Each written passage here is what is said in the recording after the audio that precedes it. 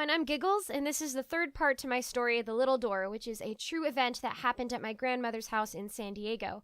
If you haven't heard parts 1 and 2 yet, I highly suggest listening to those first and then coming back to this one. The links will be in the description.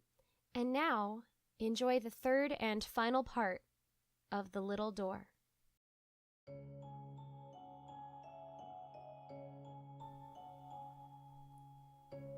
Right after I had entered the room when I was 11, I tried the light. It wasn't broken or anything, it turned right on, which meant something really had turned it off. And I just didn't know what to think. Another couple years passed, and now I was 14. By this point, the movie Coraline had come out, and I had fallen in love with it. One of the first things that I loved about it was how it too had a little door. I kept thinking what Kyle and I experienced with our own little door was some form of subconsciously made-up story or something.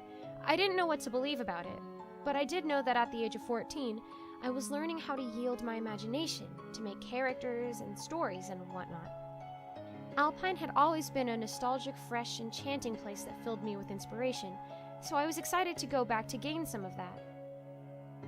This, however, would be the last time I would ever go to Alpine. My dear beloved grandmother died a year after the second incident. The strange, creepy things happened much less, but regardless, they still happened every now and again. My step-grandpa was a very kind man. He still had the whole family over as often as he could, not only to help ease the pain of losing our grandmother, but because he too was now so lonely in this big house he had made just for her. I think having everyone there helped all of us, and after our time of grieving, everything was fine again. A few months after I turned 14, my step-grandpa passed away as well. Neither my parents or my aunts could maintain or keep up with paying for the house, so we had to relinquish it. And the people in charge were kind enough to give us a couple of days to take the rest of the things that belonged to my grandma and step-grandma just to say our final goodbyes. It was an old house full of memories, but it was something I always remembered as my wonderland. I was feeling adventurous, especially when I thought about Coraline.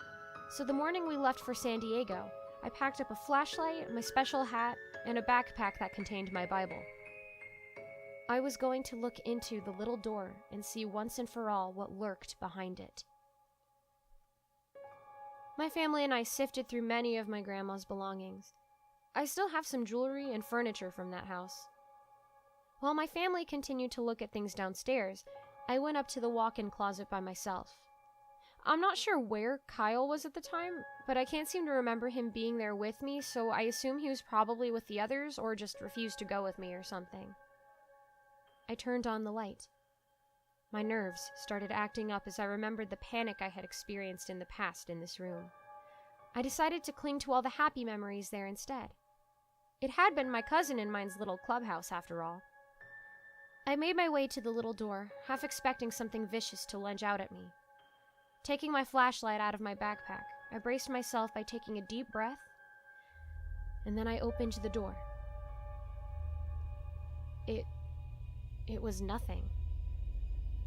I know that sounds anticlimactic, but it was literally nothing. There was a thin ledge that was almost as wide as my foot, but definitely not wide enough for someone to sit or stand on.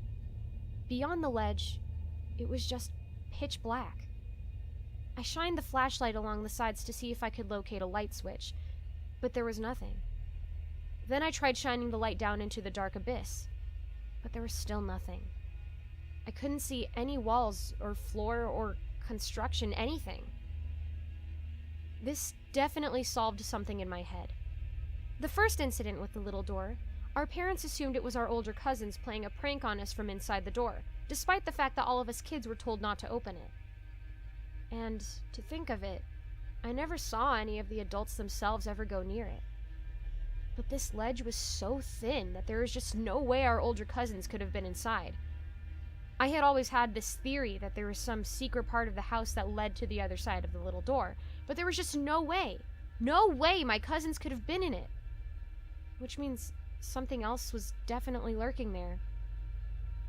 And I don't know how they were even able to get up to the door. I was pretty dumbfounded. I sat there thinking for a while, just staring into the darkness as my family still wandered about downstairs. There really was no explanation for anything relating to this door. It was getting late, and I was about to leave. But before I got up, I had an idea. I picked up a small screw I had found on the ground. I dangled it into the emptiness of the little door and dropped it into the dark. I never heard it land.